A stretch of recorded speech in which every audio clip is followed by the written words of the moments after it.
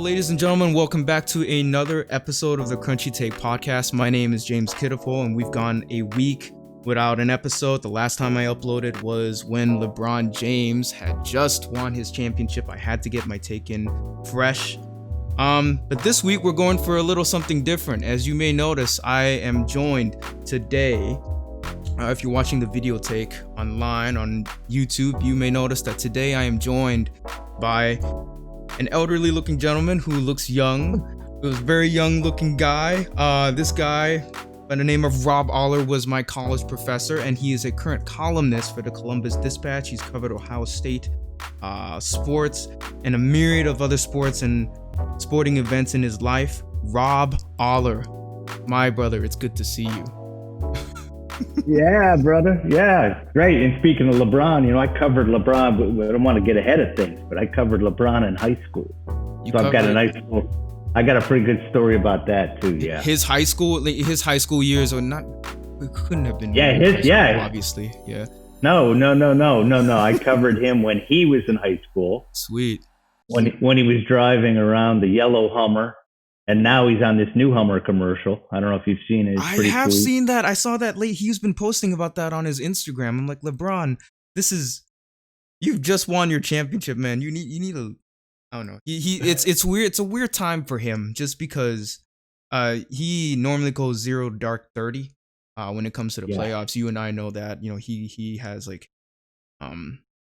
he has this thing where he traditionally doesn't check social media, but this year has been entirely different, wherein he has to just because of his family. And so getting right to it, this year Rob has been really, it's just such a game changer for so many different occupations, right? Absolutely. Can you tell us a little bit about the ins and outs of what you do and maybe how it's affected your situation as of late? You were one of the first people I thought about when this whole thing went down, lockdown, just because your whole living yeah. Sure. Well, I can fill you in. It's probably different than you or most people think. I think the first thought is working from home. Well, that's a non-issue with me. My life has not changed because for the last 25 years I have worked from home probably 90% of the time. Mm-hmm. Everyone thinks on the road traveling. That in my early part of my career, I traveled a lot when I covered Major League Baseball and did some NBA and NFL, doing less of that now. So you remove the travel from the equation. And I have been working from home. Whereas a lot of people in the working world, business, whatever, they're now working at home instead of going to the office. That's not different. What has changed is my hours, which we can get into that. Like I've done a 180 on my life here. But the other deal, everyone thought, well, there's no sports. What are you going to write? Because there's no sports going on, at least when this first started. Again, a non-issue for the most part, because there was so much to write in terms of being a columnist, having an opinion about whether teams should play, whether they shouldn't play. There was just a lot of new stuff to write. It was actually refreshing for me, having written the same thing over and over and over and over. That was good. And not to get into the weeds on this, but the thing that's changed is our deadlines are a lot earlier than they used to be. Right. So whereas I used to be able to wake up, drink my coffee, read the paper, chill out, start writing around as late as noon some days. Now I'm grinding at 8:30, 9 a.m. to make a 1:30, 2 p.m. deadline. So that has changed, which is not really COVID related, but it kind of feels like it is because it's so different. Yeah. So it's been weird. But, in terms of some of the minutia, I cover Ohio State football. That's everything Zoom now. Mm-hmm. Right. So there's no one-on-one. So you lose that human interaction a little bit. In some ways, it's easier from a sort of just a functional standpoint. Right. You don't have to, a lot of my job and a lot of sports writers' jobs is hurry up and wait. You go to wait and then you wait. Well, Zoom, man, it's a time, you get it done, you write it. So it's beautiful that way. Right. But, we're coming up on a biggest change. If you really want to talk about change, Sure. like I'm probably not going to be covering Ohio State games in person. That's I will that's gotta be I will weird. literally, yeah, that's going to be weird. It hasn't happened yet. So, Hmm. but I'll probably be watching on TV just like you are, and Wow. 99%, but I'll be writing off that. So it feels a little funny. Like, Hmm. there's something about being at the game that gives you Yeah. the scene, and you feel like you've got a little more knowledge than just Hmm. the reader or the viewer. Right. But I'm going to be watching just like you are, and That's then write about it. that's gotta be weird. That's gotta be so weird for you because you've had how many years have you been covering Ohio State for? Um, Since 1996, and I've missed only 2 games, period, since '96. you've been in But that's horror. probably older than you, my man.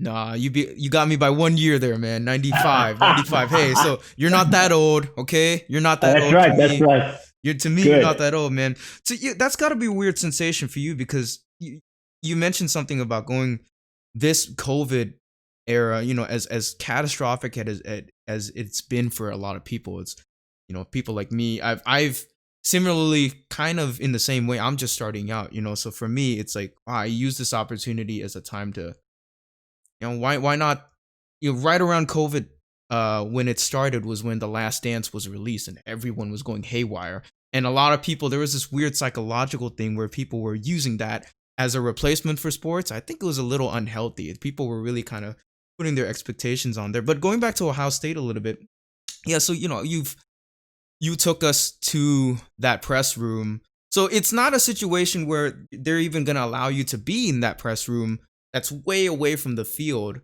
Because you would think, oh, well, with not that much of a crowd, if there is a crowd, like you be able to cover it up closer. Wouldn't that be the idea? When like how do these decisions get made from the top down in your experience? You mean on who covers it Well, or not how it's covered? how it's covered, because you've seen like the bubble, for example, the basketball bubble. There were a selected few journalists that were allowed to cover the event and maybe, be up close and watch the action, And for college sports, it seems right now there's a select few that are allowed to maybe be in the vicinity of the court or the field or whatnot, being that there aren't many viewers, if there are any viewers at all, college football being one of them right now. So how do those decisions get made, and like who gets to decide who gets to be there? Yeah, so I can walk you through that. The press box at Ohio Stadium, the Horseshoe, Mm-hmm. I believe holds around 250. Okay. Uh, so there's the Big Ten has decided no fans outside of coaches, families, players' families, which is Wow. about 1,000 in the stadium total. But then you throw on some game op people and the media. Mm-hmm. So of the 250 seats, they're allowing 30 members of the media in there. So, whether this, I don't know if this will bore your listeners, watchers or not, but each media outlet is pretty much allowed 2 representatives. Okay. So a lot of people are cut out. And Right. I cover Ohio State as a columnist, but I'm not the beat writer. Sure. And the difference between a beat writer every day with the team, Mm-hmm. everything that happens, they're responsible for. I kind of parachute in and fire my opinions off. Mm-hmm. I do a lot of Ohio State, and I do all the games, but I'm not there on a day-to-day basis. I might be writing the Cleveland Browns, Cincinnati Bengals, whatever, Mm-hmm. NBA. So it's not my daily thing. So I'm actually on the outside looking in. I am going to be at Saturday's game. I talked my way into that as sort Mm-hmm. of a one-off. So the way it works is if you are the main beat person, Sure. you're going to get into the press box. But you don't really get any advantage other than being in the box and maybe seeing some things that TV won't pick up. Although I will say that sometimes TV picks up stuff that the guys and gals in the press box don't, Don't. Right. because there's we don't see the replay. I mean, they put TVs in the press box, but sometimes they're far away. You can't really see them. So Mm-hmm. in a way, watching from home, you do get a little more information.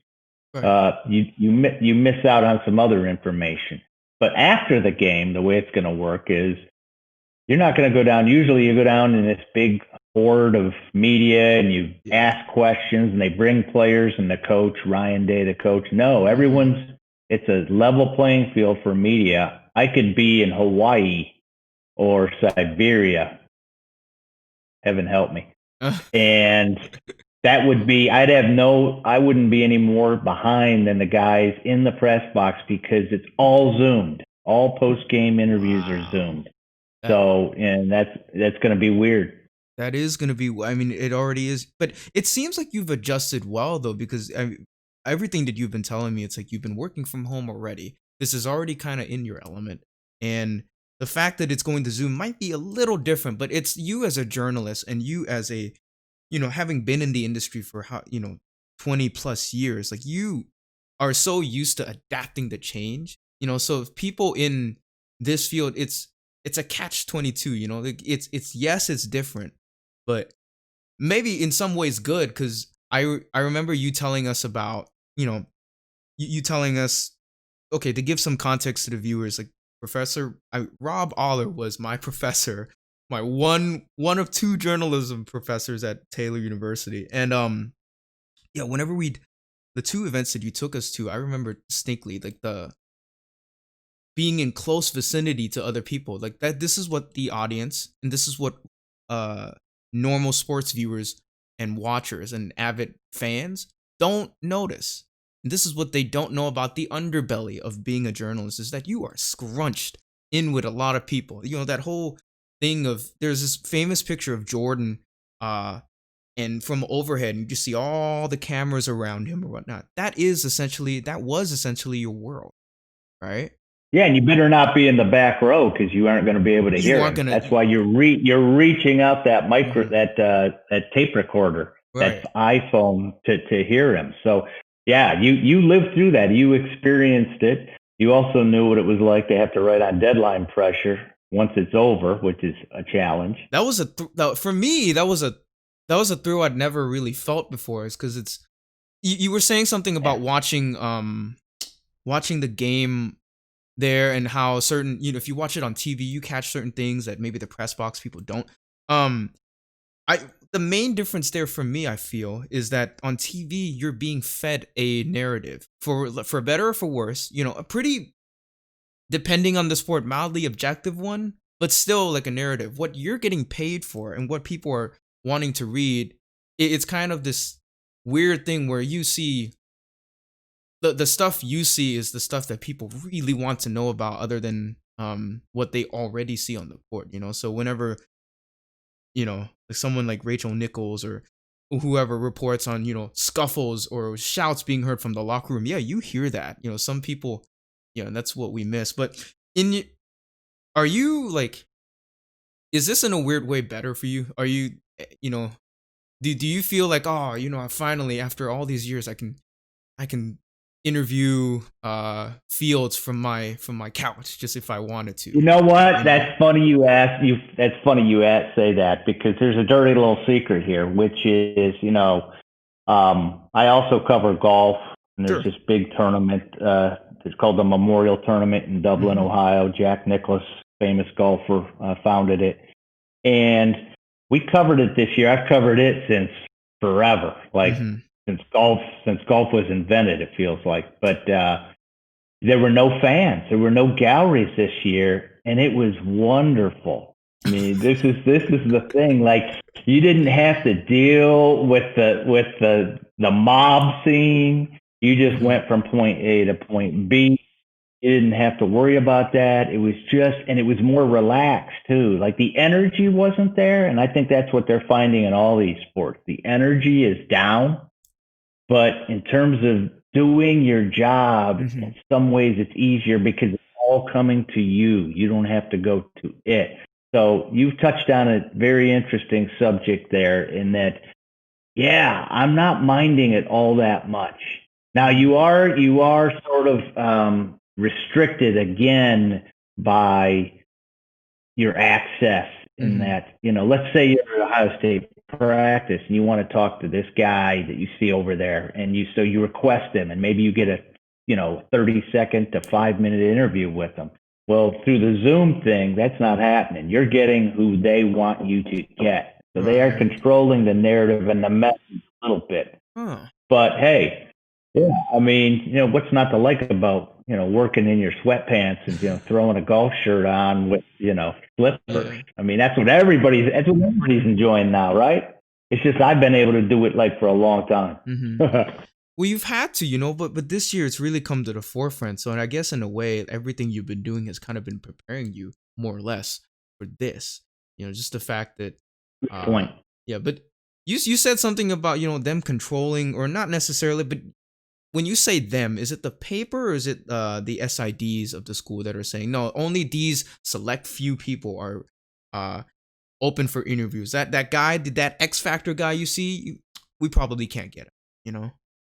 Right. That's the SID, and but maybe it's the coach. I don't know. I Oh. don't know how the sausage is made totally, so to speak, Mhm. in those situations. It probably depends on the coach, how long he's been there, how much of an institution he is. An Yeah. Urban Meyer, the SID may defer to Urban Meyer versus a place where the SID's been there for 30 years and it's a first year coach or a new coach. Maybe he defers to the SID a little more. So, yeah, I've been in bad situations, my man, where, you're on tight deadline and I decide I'm going to do a Justin Fields column, let's say, the Ohio State Mhm. quarterback, right? I'm going to do that column and the clock's ticking and they decide for whatever reason, or maybe Justin Fields decides He for doesn't want to whatever talk. reason that he doesn't want to talk afterward. So now that's where you get paid to be a professional, because Right. a lot of times you're relying on that guy talking and what he says to kind of Mhm. carry your story or column. Well, when they don't talk, You you still got to gotta make the you story. gotta you gotta smoke and mirrors it, as we say, a little bit. You gotta rely on what you saw. I think that's probably what's happened through the years with so much audio now and interviewing. I had a guy tell me years ago when somebody was complaining, maybe I was the one complaining, how can I write this? They didn't make him available. And the guy looked at me and said, write what you saw, right? Don't rely on your ears, rely on your eyes. Write what you saw, Mhm. not what was fed to you. That's great advice for anybody kind of starting out. But yeah, so that's the deal. To answer your question, it might be the coach, it might be the SID. It's not the paper. The Mhm. paper doesn't really care and doesn't really know. But Right. Because you are the yeah, paper in that instance, right? You are the absolutely. representative. You are the Columbus Dispatch at the and in that part at that particular time. So that's an interesting spin. Maybe for writers out there listening, myself included. It's like you are paid to make you're paid to write the story that maybe wasn't there before. So even if you're saying that even if an athlete refuses or does a 180, maybe he's too tired or just doesn't want to talk to a media, that's a story in and of itself. You It kind of can be. use. Poor guy has a bad game. He didn't want to talk, right? Right. My famous stories. I went into the Cleveland Browns locker room after a bad loss, and the guy had pretty much blown the game. But as a writer, I don't know if it's still this way, Mm-hmm. but we're the ears, eyes, and even the nose, if it comes to that, Right. of the fans, right? They want to know something. We're the conduit. We're the liaison, whatever you want to call it. So Mm-hmm. I felt obligated to go up to the guy who cost the team the game, and he was slumped over at his locker with a white towel over his head. In college And too, right? He's a young gun, young guy. no, this was the Oh, the Browns. This was Browns. Okay, the Cleveland. So Browns. they're pros. Yeah, so they're pros. You can't get into it. There's another funny thing, right? You can get into NFL locker rooms, but you can't get into college locker rooms after games. Why do you think that? Well, you know why that is, but to the general public that doesn't know, why is that the case? Is it just because pros are professionals and they're expected? There's a courtesy, there's a professional contract that it stipulates that you have to, or is it like is it the NCAA contract, or is it like the SID/school side of things that wants to protect the kids? What is it that why is that the case for you? say yes to all that. Oh, it's a The okay. NFL guy, the NFL guys are expected to talk. They want publicity. I mean, Hmm. the NFL, they want brand, they want hype. It's about money. It's an entertainment thing. Right. College is, they walk this fine line and sometimes speak out of both sides of their mouth. Student athlete, right? Hmm. So they want them to be students when they want them to be students, but when it's not necessarily conducive to where they are, they want them to be athletes. So, Athletes. Yeah. the fact that they can close the locker, they close the locker room because they can close the locker room. Right. They have the power to do that, and they kind of want to protect the guys, Hmm. college students. I mean, I can't tell you how many times I've heard, a college player 1 second be referred to as a man, and then the next moment be A referred boy. to as a boy or a As a kid. kid. Yeah. Yeah, it's like which one are they? So it's a tricky deal. You're 18, you can be drafted, go off to war, but you can't talk to the media, about a game. So that's coming from my perspective. Right. But I think that's the reason. Essentially, if you really boil it down, the college closes the locker rooms because they can get away with it. Well, college sports kind of toes, especially in America. I mean, almost exclusively America, because America has a really weird uh traditionalist way of developing a professional athlete. Whereas you go to another country, let's say like Spain or whatnot, if you're really good at a sport, you're gonna get into a club. Yes, they'll educate you. Yes, you'll go through some kind of schooling, but you sign a contract. You know how other countries do their development, right? Player development. There's this whole Right. movement. If you look at the NBA, there's a bounty of quality men playing basketball from Europe. It's because the way in which they develop, they don't shy away from the fact that these kids are spectacular. But it feels like in America, they're trying to toe the line between that student athlete, the monicum of a student athlete or whatnot. It's a weird line, and it's a kind of it's hard to describe to other cultures. Me coming from here, like the thought Right. of being a student athlete and you're playing for millions for people to watch, and you have incredible athletic ability. That has to be weird for a kid. That has to be weird for someone who's 18, right? Weird. I think you touched on something because in America, Hmm. North America, the United States, we tend to focus so much on the superstars. We're talking about the football players and the Hmm. basketball players. And so the student athlete gets a little fuzzy there, right? I mean, a guy who's, plays for Ohio State, he's got his eye on the NFL from day one. Right. Let's say you're a field hockey player, right? Or you're a water polo player, or you're a lacrosse player, or whatever. I think the student athlete there is more legit because they Hmm. know there's no future in it. So they have to get their education. They're there for the education because they know there's nothing after it. Versus Europe, like you said, it doesn't happen that way. They break off, and if they want to be pros and they got their That's eye on on something, they're them. going. Right. That's on them, and they're going club, Hmm. right? So it's just a totally different system, and it can get a little janky here in the U.S. I think. Right.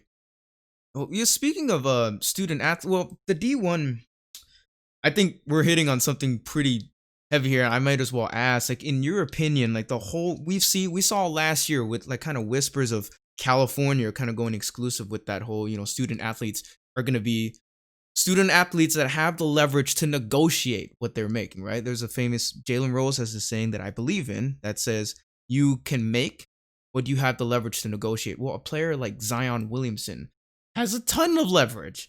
A player like maybe Justin Fields has a ton of leverage right now. Do you think we're headed towards a different landscape for college sports, or do you think the the empire that is the NCAA will still kind of keep a bottle on it? Will they be forced to relent to the whole students can't get paid for their own image thing slowly collide, or do you think it'll sort of wean itself out and there'll be a new contract to kind of keep things in place? Well, we're at a tipping point right now because the Congress is looking at this, and there's and there's Oh, and there's different opinions in Congress. Some people are pushing NIL. that a kid should be able to, a kid, like even I'm saying a kid, adult should be able to make whatever he can. Zion, if he can get 2 million off his name, image, and likeness, why shouldn't he? And there's other people in Congress who think, oh no, yeah, tradition, they're getting enough. And the reason it's in Congress is because the NCAA is scared to death because of what happened in California, and even more so what's in Florida, where that's supposed to go into effect in the next year. Right. And so that's why the NCAA is speeding this up and has been saying all along that they want the federal government to step in and regulate this because they know, it is a sea change that is coming to college sports, at least at the highest level. If a guy can make, that's a whole nother, that's for another day and another topic and another hour podcast because, you've got a lot going on there. If the star quarterback can make 10 grand and his left tackle only makes $500, how is that good for team chemistry? Is it a big deal? Well, there's just a lot of elements there. A lot of elements. I'm actually pro name, image, likeness. I think guys should be able to make maybe set a limit on it, but I think that's only fair. I'm not real big. At least I haven't been, although I'm moving toward changing my mind on whether guys and gals should be paid, just outright paid. I don't like that idea at the moment. By the institution? The institution already can do it. They can give you this $2,000 stipend. Depending on an institution in the league, I think that's the NCAA rule. Honestly, you can give $2,000, but you can't give like $200,000. Right. So you're bringing the boosters in. You're bringing the, as we say, jock sniffers into. They just want to rub up against the superstar, and they'll pay $1 million just to have a picture and an autograph, right? So that gets very messy. I sympathize with the NCAA and the member institutions, as they call them, which is basically all the colleges, because it's going to be tricky and it's going to change things. Yeah. Economically, culturally, it will shift everything. Like everything we've come to. I feel like it'll shift what people think about their traditional view and America's love of college sports, right? Knowing what you know, covering the most storied football team in America. Like I feel like Ohio State's football team is the team for America. Like there's no other football team that kind of has that kind of story. So knowing what you know in a nutshell, right? Because we could go on and on about this, but in a nutshell, what are the indications going into the future as far as what you see coming out of Congress and like the tipping point? Is it close at hand, or are we kind of like 2 or 3 years from it? In your opinion? No, I think COVID and everything there in the election has slowed everything down. So yes. I would have said we'd have been close already, but I would think within the next I don't know, I'll say 15 months, something like that. Year and a half, maybe even sooner. There's gonna be some clarity. I hate to even predict which way it's gonna go because it's politics. I don't know how that's gonna fall. I know that there is a lot of momentum to open it up so that the best players can make money. And when you want to call that capitalism, free enterprise, it's funny how we make rules. People who are so pro, free enterprise and make what you can when it comes to sports, suddenly they go the other way. That's pretty, I don't know, hypocritical, maybe it's too strong, but there's an element of that. So nutshell, I'd say next 15 months, there's going to be some NIL movement, and I would expect money to start to flow toward athletes. I think player empowerment, you're seeing it the last few years. It's happening more and more and more. More and more so. Well, you touched on the aspect of being hypocritical and saying have a consistent voice, right? So let's maybe go a little into your past, right? You've been developing your voice now for 20, 30 plus years. When did you first think to yourself, you know what, this is what I could do, this is what I want to do for a living? Well, what were the first inklings of that? Maybe even go to your muses as a kid and like what you did Sure. in college or whatnot. So, Well, you were a student of mine, and I think one of the things I harp on is mm-hmm. um, you have to like to write.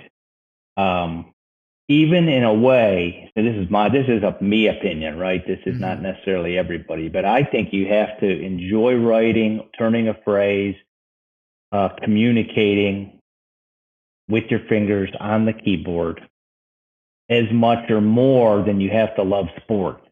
Mm. Sport is like the vehicle for your passion and your creative craftsmanship of writing.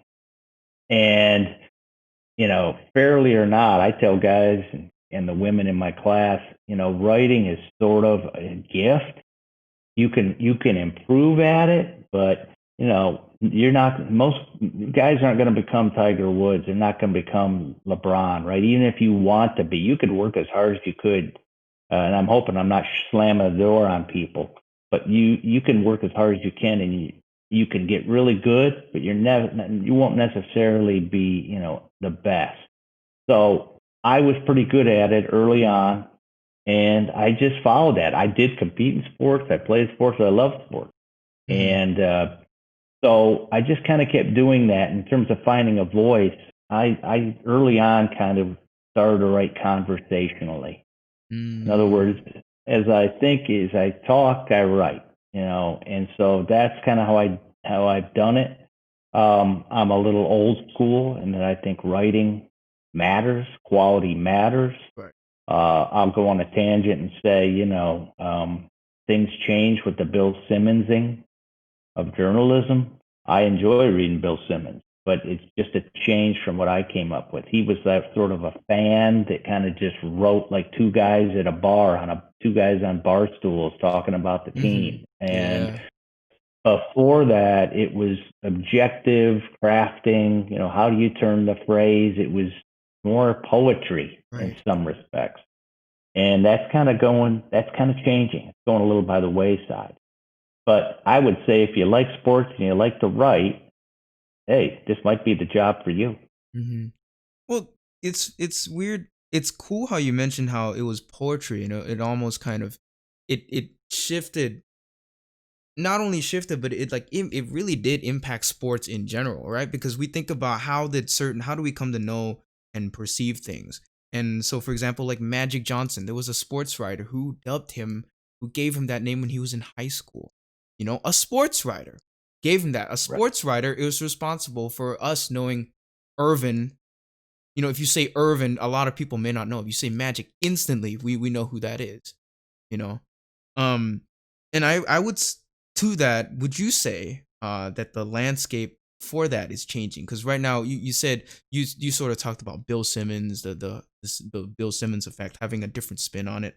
But right now it's hard to ignore the YouTube and just the newer outlets and media still incorporate a lot of writing into them. Like every video breakdown you see, or um, the good ones, right? The good video breakdowns or the good analysis kind of sporty analysis videos, a lot of them are pre-written. A lot of a guy has to sit down and he can't just ramble, right? It's different than a That podcast wherein, yeah.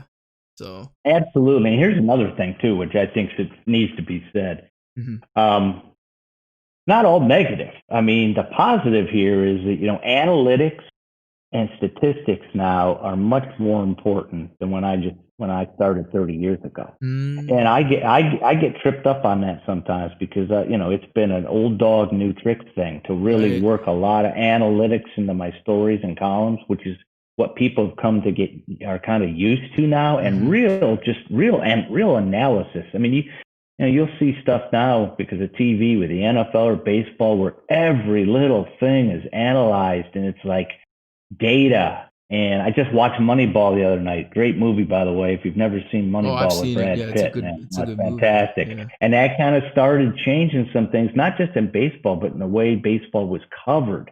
Mm-hmm. And sometimes I'll write a column and I'll craft it, but it'll be more like you're reading a book, sort of just an enjoyable book, Mm-hmm. versus like a lot of like instead of a recipe. And I think we're almost to a point now where like people want to read recipes. Like how is something Mm. how is it made versus just sort of, and I'm not a big recipe guy. My wife will tell you that. Uh, Uh, can't cook a lick. But I'm more of a kind of a big picture prose poetry guy, and I have to own that. mhm, That when people write and say, hey, that wasn't very deep, well, maybe it wasn't. I was trying to entertain. I don't take it as a slam. It's just mhm, it's where the game is going anymore, mhm. and I still think there's a place for both, honestly. Yeah. So it's not like I'm a dinosaur going away, because good writing is always going to hold up. But I do think that if you really like analytics and you like to really dig into numbers and numbers crunch and look at the, why a guy is hitting a certain way and what Mhm. that means to I think there's room for that too. It's a different art form, because now the two are kind of married in a way that we've never really. I mean, even 10. You said the change started to happen about 10 to 20 years ago. You said that the 10 years ago, the whole. I would say in the last decade, even the last 5 years, it seems like every year it gets even more, Mhm. because it's demanded. Right. People are not satisfied anymore with just sort of, oh, The game he's got a star. strong arm. Mhm. Oh, Brett Favre has a strong arm. Now you want to know, where does he throw? How accurate is he? 0 to 10 yards, 10 to 20 yards, Yeah. over 30 yards. It's all just numbers crunched, and a lot of people like that. Yeah. So with that in mind, like you said, it hasn't really changed your style at all, as far as you just sort of adapted to it and you kind of use it as a tool, right? It's a tool. These numbers are metrics that you can maybe draw a story from, So in maybe as a weird segue, you with that in mind, like all the tools that you have. I had gathered, when you were first starting out, this is a question that one of my viewers asked me to specifically ask. Was there a time, and I'm 100% sure this is true because you've taught us a lot about being a fan and how that kind of dies away as it goes away. But was there a time where you were starstruck, but you had to keep yourself straight and ask questions? Like how many times has that happened to you, and how have you kind of overcome that and still done your job? Absolutely. I mean, I wouldn't be in this business if I hated sports. I wouldn't, if I was just deep, deep down, hey, I attended Ohio State. I ran track at Ohio State. Mm-hmm. Deep down in there somewhere, deeper than it used to be years ago. I'd like to see him do well. I don't root for him.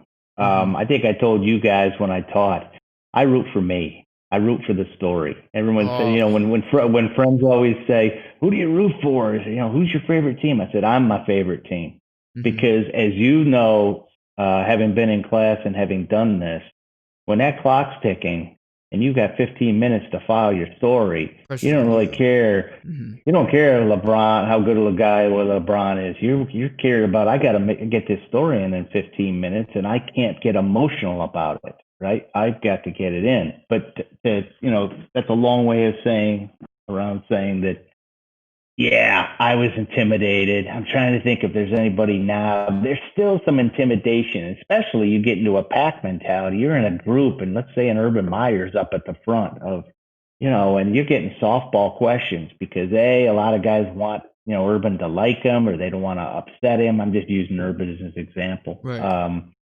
So there's a lot of that. I just remember being young and just sort of, my knees were knocking when I'd come up to a guy. I'm trying to think who it even might have been. I mean, I know.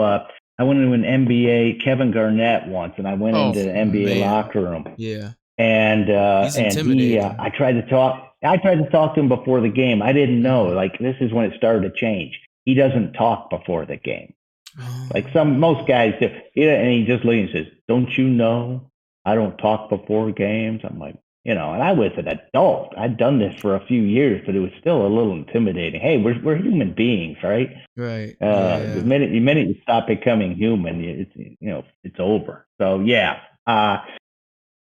the more you do it, the longer you do it. Typically, you become less of what would be a Mm-hmm. classic fan. A classic fan. A, because you see behind the curtain.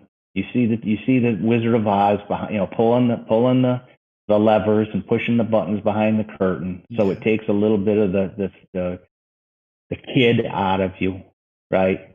But also, you just, if you're the way you're treated, if you're going in there again, as I always say, I've seen how the sausage is made. And you go into the locker room after the game when the cameras turn off, and when some guys will treat you like dirt, and some guys are nice. So you get enough of that, and you just kind of self-preservation. Yeah. But man, I still love getting the great quote, getting the great story, and a fantastic game. I can appreciate it.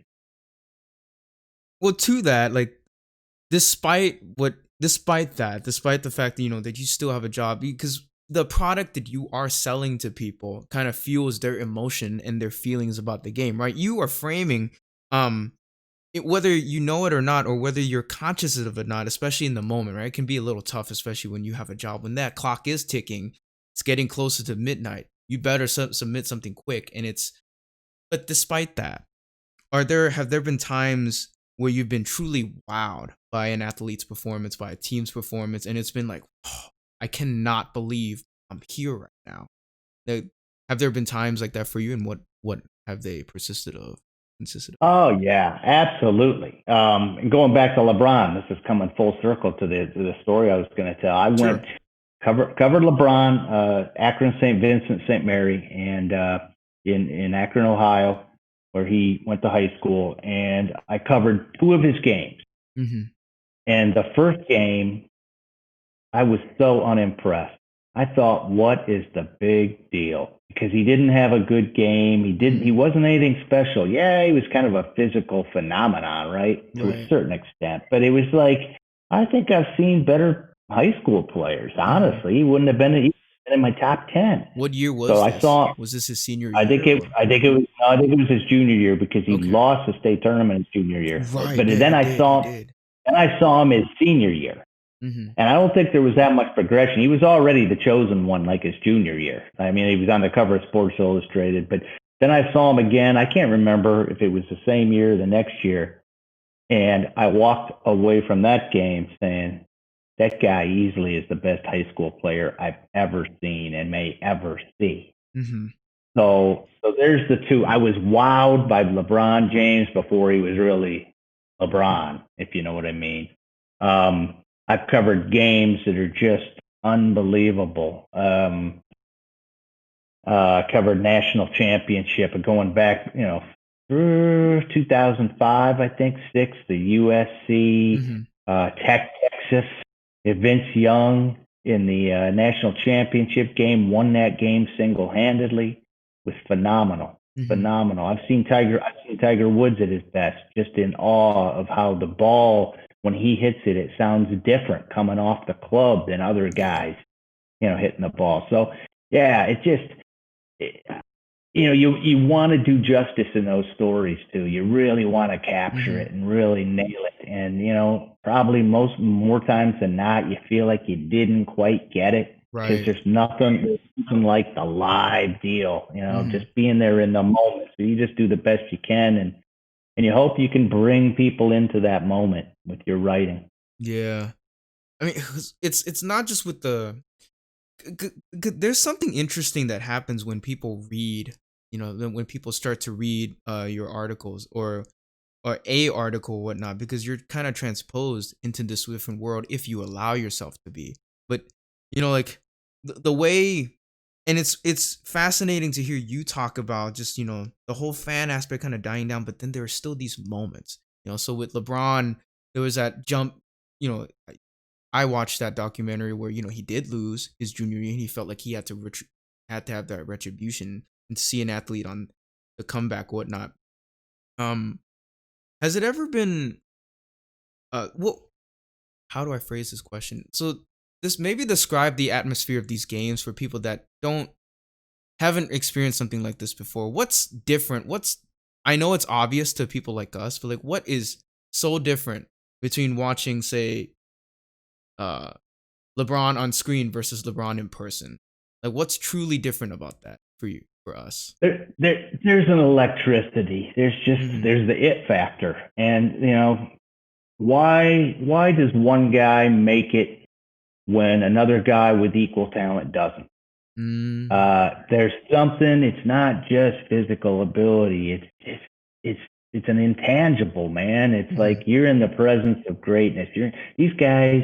Either it's because they've been treated a certain way since the time they were 3 years old and showed ability, but Mm-hmm. they carry themselves with this the confidence and then there's just the sheer size. I mean, I always love telling people like, I mean, you don't realize how Big. large a man Shaq is until you stand next to him. He is Goliath, my man. He is Mm-hmm. just like unbelievable. His shoe size is like 20 or something ridiculous. And Mm-hmm. so there's something about being around these guys and knowing that they can do something that you can't and that like 99.9% of the world can't. Mm-hmm. It does, you don't want to idolize them because the moment you do that, they will let you down, and we shouldn't be idolizing people anyhow, right? Right. Uh, but there's that it factor, there's that electricity, and when you put that into an environment where there's a crowd, Mm-hmm. where and they're all expecting to see something great, and they see something great, it's just phenomenal. Now, I was not at Game 7 of the 16, Finals 17, comeback. yeah, The I Cleveland wasn't comeback. there Right. to watch what to me is a top five easy greatest moment play The in block. sports history. The block. The block. Yeah. I mean, the block did so much. Yeah, Kyrie made the shot, clutch shot, all that, but the block was something that only one person maybe in this world could do, and he did it. Right. And he did it And at the most inconvenient of time because it was on a fast break. And I remember that play well because at that time, and I still am, a Warriors fan. You know, a oh, that's family right. family was a Bay Area. Our family, we had nothing to root for, and this team, for whatever reason, decided to become an integral part of basketball history. They went from being, Kwame Brown was on our team. We signed him for 2 years, 6 million in 2011 to years later, 5 years later, them being the team that changed basketball. And this is the team that Cleveland fans, I looked at footage of various fans just like nervously, kind of, and when that block, there's a between the two, between the shot and between the block gets a much louder like reception because that's really the thing that's kind of sealed the deal for them, you know. And it was LeBron. And it was LeBron. I mean, it Yeah. was the greatest. It was the Jordan, Yeah. Jordan, Cleveland. So, Heaven knows Cleveland's been burned by Jordan with the shot and the oh whole yeah. thing. That tore my heart out. So there I am, right? There's enough fan in me Right. that I Yeah. still, to this day, To this I'm day. not a huge Jordan fan. And Yeah. there's a lot of reason for that Sure. because in my formative years when I was at my most fandomist, which Sure. isn't a word, he ripped my heart out. It's the same reason I can't like John Elway and never will like John Elway because I Mm-hmm. was a Cleveland Browns fan and the drive just about killed me. And then, of course, another next year, Ernest Biner and the fumble against the Broncos. I will never like the Broncos. Now, when I have to cover them, I can't let that kind of out. Right. That's where the professional comes in. You have to kind of turn off that emotion. But there are Mm-hmm. certain teams, certain people that will always just get in my craw. Michael Jordan is one of them. Interesting. Everybody loves him. There's a The story there, shot man. killed. Why? Why? The What shot. happened? The shot killed me. He over Elo. Oh, He makes it oh. over Elo. I was a huge NBA fan, and don't Mm-hmm. get me going reminiscing down memory lane here. But I was a big NBA So guy. you Uh, grew up in Ohio. You grew up in around the I Cleveland grew up area? northern Ohio, Okay. right? Northern Ohio, not Cleveland. It wasn't even a suburb. There's a place called Cedar Point. I lived right near that, a big Okay, okay, amusement yeah, park. yeah. But the Browns were pretty much Mm-hmm. they ripped my heart out in the mid '80s, and then that was probably a good time for Cleveland sports, except for Mm-hmm. the Indians, which were horrific back then. They didn't get good to the mid '90s. You're talking to somebody, my man, old enough to remember like Cleveland sports and the Cleveland Indians were horrific. As long as you've been alive, they've been pretty decent, actually pretty good. but I grew up with, they were the laughing stock. So the Cavs came along. The Cavs were pretty good. Yeah, Mark Even Price, one of the before best point guards. Mark Price, even before that, they were in the playoffs. Foots Walker, I'll throw some names out you don't know. Jim Clemens, Jim Jones, guys like that. That was the first manifestation of a good Cavs team, which was unheard of in Cleveland. And then they came back with Price and Doherty, and they had Nance and Hot Rod Williams, and they kind of were right there on the cusp.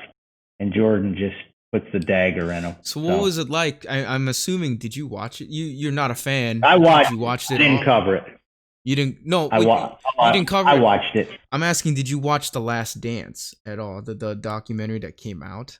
I was probably last in on The Last Dance. Everyone told me I had to watch it, and I said, I can't watch that guy. Why put myself through it? And I ended up watching it and really enjoyed it because it's well done. Right. I actually, this may sound a little funny because I think a lot of people watched it and liked Jordan less after it because he's a bit of a bully, right? And I mean, you can try to justify it by being competitive and all that, but with he was a bit of a bully. I watched it already knowing he was a bit of a bully, already not liking him, and thought, you know what, he's a little more likable than I thought. And it didn't hurt me. Yeah, the ELO, the shot, that was very painful. But there was enough. That was just a small part of it. You know, I mean, if you're a Utah, a Jazz fan, a Portland fan, you name it. Yep. He kind of ripped your heart out. Phoenix. So, I'm not alone in that. Yeah, I mean, he was incredible, and he changed everything. I've always said that if I had to start a team, he's definitely on it. I think because he's a bit of an assassin, I would take him probably before LeBron. It's crazy that it's a number one and number two like kind of situation that we're in, and LeBron in his 17th year, this is what he does. Jordan to you is what LeBron was to me in 2016. But now I can't bring myself to hate the guy. I can't. I can't hate him like a Skip Bayless was, just because objectively, what can you say? Like this is, it's that same effect. But with The Last Dance, it's weird in that this is ESPN, they're owned by Disney, and they're not. This is not a company that usually permits swearing and permits the uglier side / less pleasant side. The whole Dennis Rodman spiel. Him and Cameron Diaz. Or Carmen Electra, my bad. Going on that Vegas run, I thought that was brilliant in the way that this is what people really want to see. The whole time jump for me was weird because as insiders or basketball fans, we already know a lot of that stuff. But it was interesting to know Jordan had a pretty good relationship with his bodyguard. That whole banter between him and the other guards, him gambling with the guards just to get him going. The best moment for me was when they the stuff that I think I was really hoping to see the most of is that last game right after they're in that hotel room and he's just he's playing the piano. Jordan is playing the piano and he's just talking to them as he is. I don't, outside of Hard Knocks, I don't really see that in today's kind of world. So do you think that was a rare example that we might never see again? Outside of combat sports, of course, which is very raw, they don't hide anything. Do you wish it would kind of be more like that as far as, showing who these people actually are and how they operate despite the fact that they're athletically great and gifted? Or here's what I would say to that. I think we're getting just enough of it, and as much as people might push for more, I think there's something sweet and innocent about sports. Maybe I'm naive. Maybe I just want to believe that. Sports is escape. Sports is the reality show, which is why it bothers me that they're piping in music to these games and they're putting up cardboard cutouts, only because, okay, watching at home, I'd rather have that fake noise, I guess, than not. But I've always maintained, man, the thing that sets sports apart is it's really reality TV. Correct. And the moment you start to do this stuff, it's a slippery slope. But to your point, I think it's better to have it in these small snippets to see like the Last Dance, to see the OJ. I don't know if you've ever seen the ESPN, the 30-30, Made the in OJ America. special. Oh my gosh, I think that's the best I've ever seen. You know, you see some Really? stuff there. I think it's the best I've ever seen. Just you see some stuff when he goes down to Florida Mm-hmm. and all that that I just never knew. So, you know, we don't want we don't want to just be immersed in that all the time, Right. because then we're Correct. going to get jaded and it's going to be like sports. I mean, we're already getting that. Social media has kind of contributed to this Yeah. downfall of things. It's like nothing is unknown anymore. Nothing is There's sacred a really in that regard. yeah, Yeah. there's something about the mystery. There's something about, man, there's it's a game, right? Mm-hmm. We're really talking about kids games that are It's a played on fun. an It's adult entertainment. professional Yeah. level. Right. They are business, don't get me But wrong, it's but a I don't think craft. you ever want, yeah, Mm-hmm. yeah, yeah. But it's such a So craft to see, and at that level, it's art. I've had arguments with people before as far as, oh, sports is just the sports we play at the rec league. Yes, that is. There's nothing really artful about me shooting a jumper, but man, you see Steph shoot a jumper. There are millions. There's a lot of articles that come out about it, and there's a reason why. It's because that one guy does it so well. people will never, I'll just throw this in because you started Yeah, it here. People don't understand, I don't think deep down, how good these guys are. I use not this really, example. not really. I, Yeah, I watch this example. You go to a high school game. yeah. And I'm not even talking about a great high school team. You know, a couple of good high school teams Hmm. that are It's not even fun. going to win state. And you take the best players on those teams, and they're pretty good.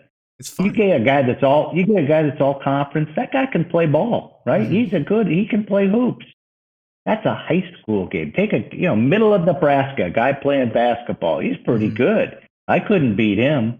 Then Hmm. you take it to the next level. Okay, good, really good high school. Then you go really good high school. Hmm. Then you go Division III basketball. I covered Division III basketball at Wittenberg University in Ohio. Those guys, everyone thinks, oh, Division III, that's like high school. No, a No. Division III really good player are so good. It's like you don't give them enough credit, and then you go to the next level and the next level.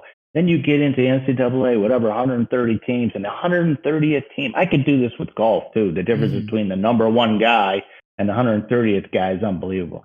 So you go from the high school level, then you take it all the way up to LeBron.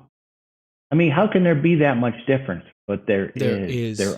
Yeah, They're artists. there They're are. You're right. artists, and they're unbelievable.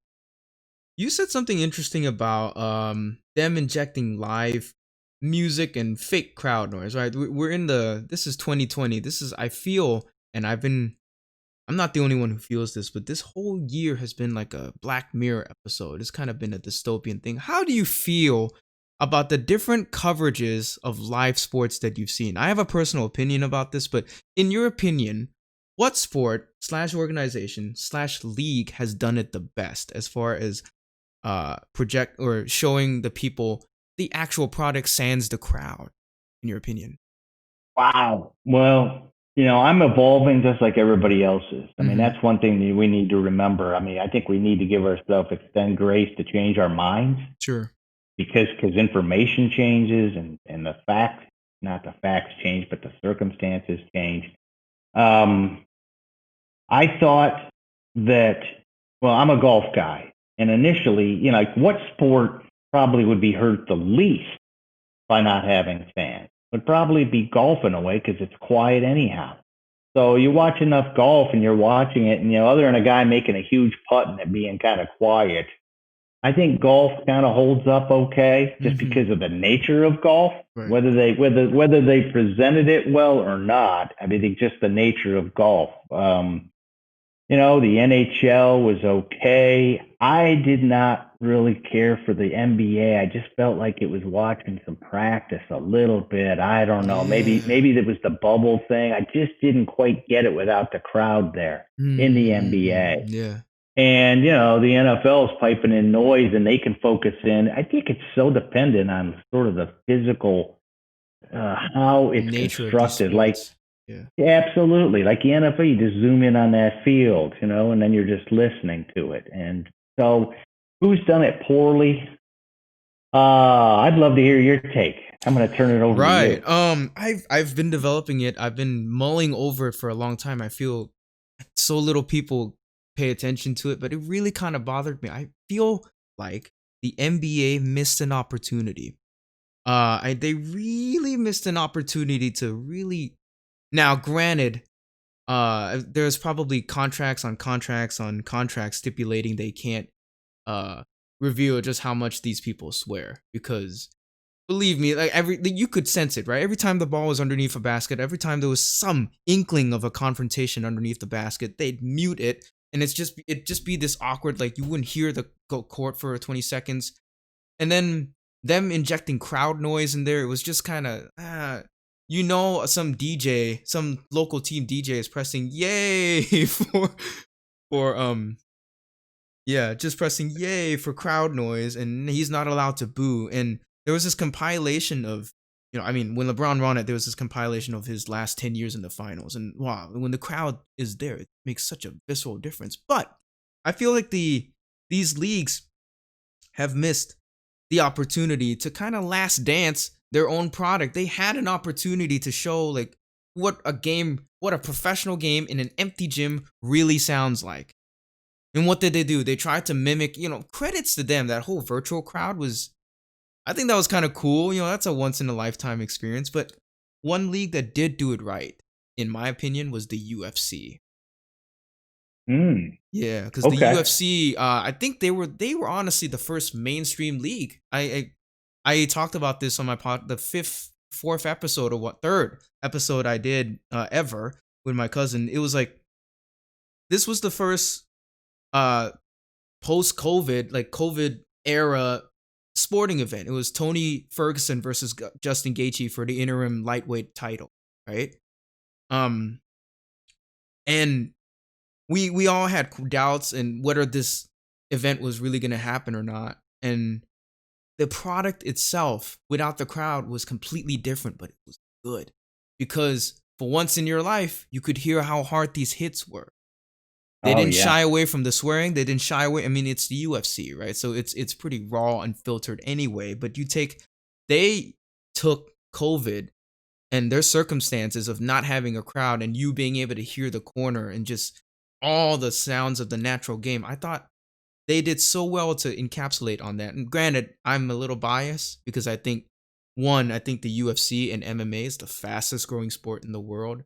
It might be the most accessible to all types of genders and age groups, and body types, because there are so many different divisions, and just the fact that it's fighting.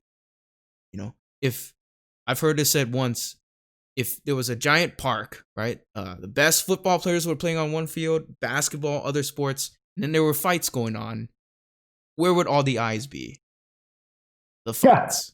Yeah, Objectively, it would probably be the fights. There's this humanistic thing. But yeah, to circle back to the live coverage, I feel like the NFL, maybe they can get away with it because of the crowd, because it is a field, it is so big. But I really thought the NBA was going to hone in on the sounds of the game. Like, you could hear, good example of this. I'll stop my rant here in a little bit, but good example of this is, for whatever reason, this year, the Olympics, they released I don't know, you remember this, the '08 Redeem team, their game against Spain, the gold medal game. But for whatever reason, they uploaded it without audio, without commentary. Maybe because of rights or whatnot. But what you could hear the visceral sounds of the game. You could hear LeBron. You could hear Kobe trash talking one of the Spanish players. Oh yeah. Yeah, it was incredible. And LeBron was telling him, "Hey, pipe it down. We're here to play." That stuff. Yeah, in a long-winded way, I feel like they've missed out on really making their product a little more raw. Now, obviously, this year, it's unavoidable. So I wanted to touch on it a little bit before we wrap up here. But in your social justice, as I feel like this year more than any other year, I didn't even think that was possible. But this year more than any other year, maybe because of COVID, it's really come to the forefront. What's your take on that, as far as athletes and the social justice movements, and with their cause, and all that we see. Okay, so I've evolved. I probably used to be even maybe even a couple years ago, um, a little more closed off to it. Mm-hmm. But I think for the most part, it's a positive deal. I've written before the old, I probably a decade ago or more was a shut up and more of a shut up and dribble guy. But Mm-hmm. now I'm dribble and talk. You can do it both. I think it's pretty cool. I've probably become more woke in general on social justice, so I think I'm probably going to be more open to the athletes uh, doing it and speaking it. Sometimes I still have to kind of raise an eyebrow to some of the methodology, Mm-hmm. but I also extend grace that sometimes, that's not going to be done perfectly. And so it's really the message is what matters, not so much how it's delivered.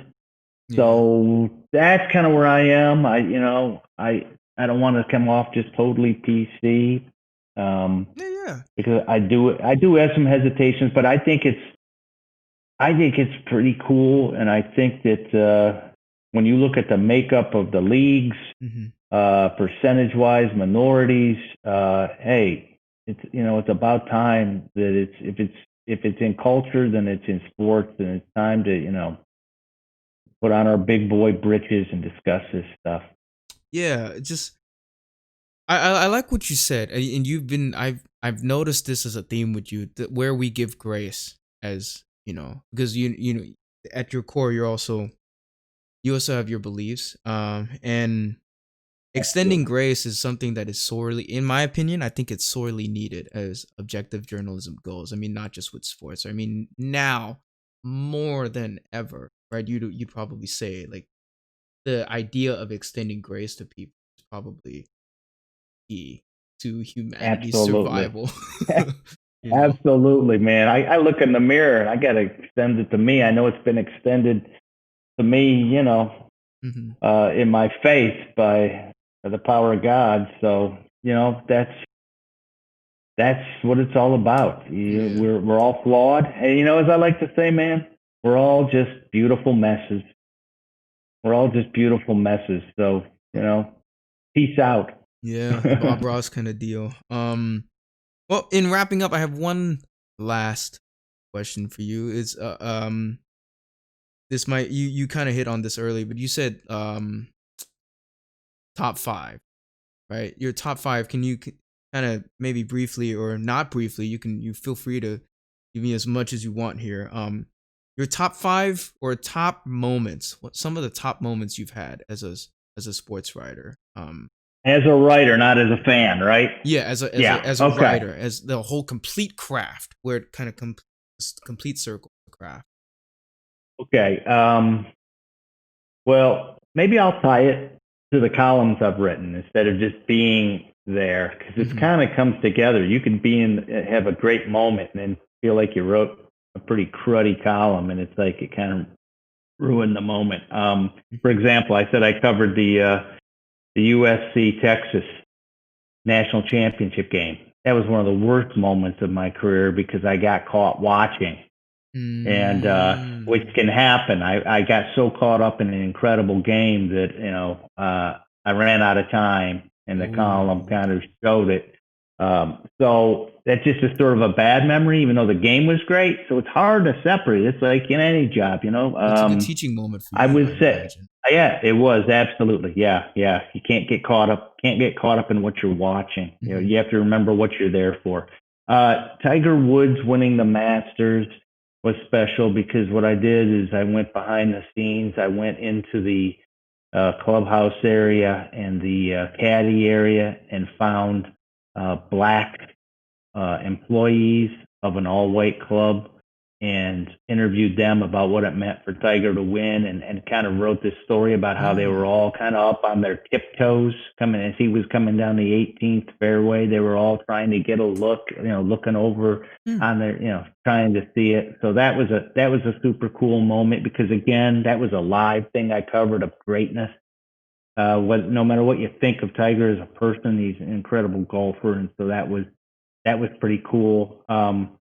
I covered Ohio State national championship game in '01 when they beat Miami in a double overtime, and that was a wickedly tough game to cover, but it was pretty thrilling. The energy was in that stadium out in Arizona. There's two. I'm trying to think of the NFL.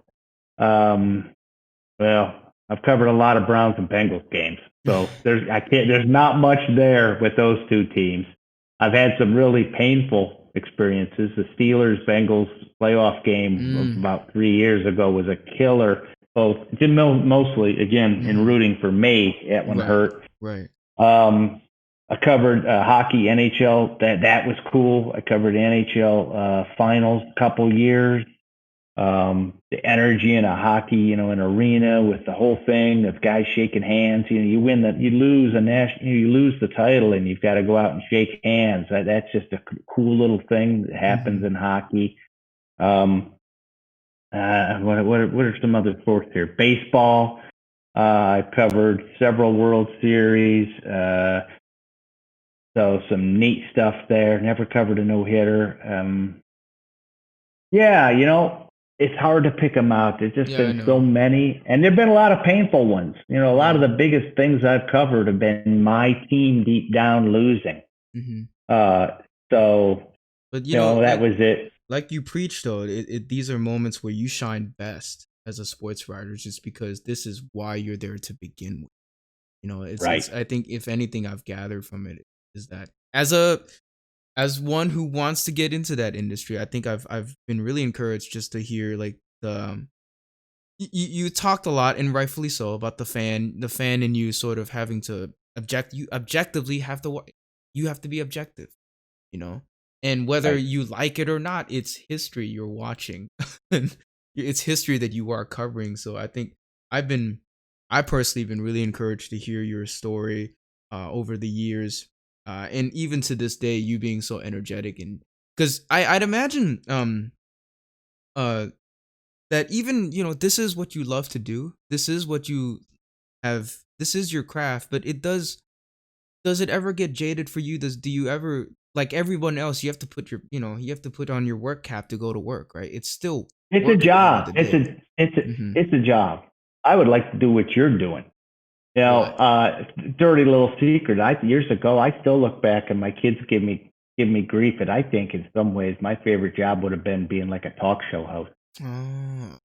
That's interesting. Yeah. I mean, so what you're doing right now, which you're very good at, I think you're natural at this whole thing. I mean, I've been interviewed and done a lot of interviews, so I think you're really good at this. I think that, it's a job. If you had to do what you're doing right now every day, that microphone, some days would be like, definitely, man. For me, I started doing this, and the hardest part is when I don't have anybody to go, when my guests don't. It's like when you have to make a story, right? For me, podcasting, I guess, has sort of been my thing, and the hardest part is when, say, a friend or a guest isn't available and I have to make something this week, so I go solo.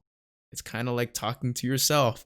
The same thing with your story, For me, I'm still trying to develop as a writer as well, but I feel like this kind of helps me because this is the new, for better or for worse, podcasting is the new radio. It's like Joe Rogan is our version, is our guys' generation of like a ham kind of old sports talk radio, just this new platform. Absolutely. I do 3 podcasts a week in Ohio State football, and I just started yesterday actually doing a little 2-minute synopsis of my column. Where can we find you? Well, there's my Twitter is Roller CD, just like rollerball, Roller CD. That's Twitter. Dispatch.com is the website. Okay. A lot of it's on BuckeyeExtra.com. So that's pretty much it. I retweet or post a lot of my stuff on Twitter, so you can find it there. And it's a brave new world for me too, bro. Trying to get into this world of podcasting and self-promotion in a sense, and branding, but it's all part of it.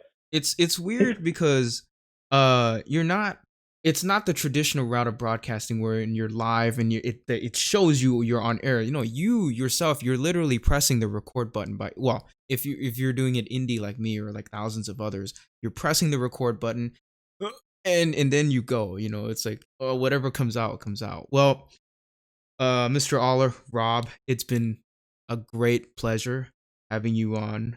This has been encouraging not only for me, but probably for anybody else who's listened up to this point. Uh, then thank you so much. Any last words? Great. Any last? No, just ditto. I mean, you're fantastic. I really appreciate being on here. If anyone ever wants to drop me a line, roller@dispatch.com.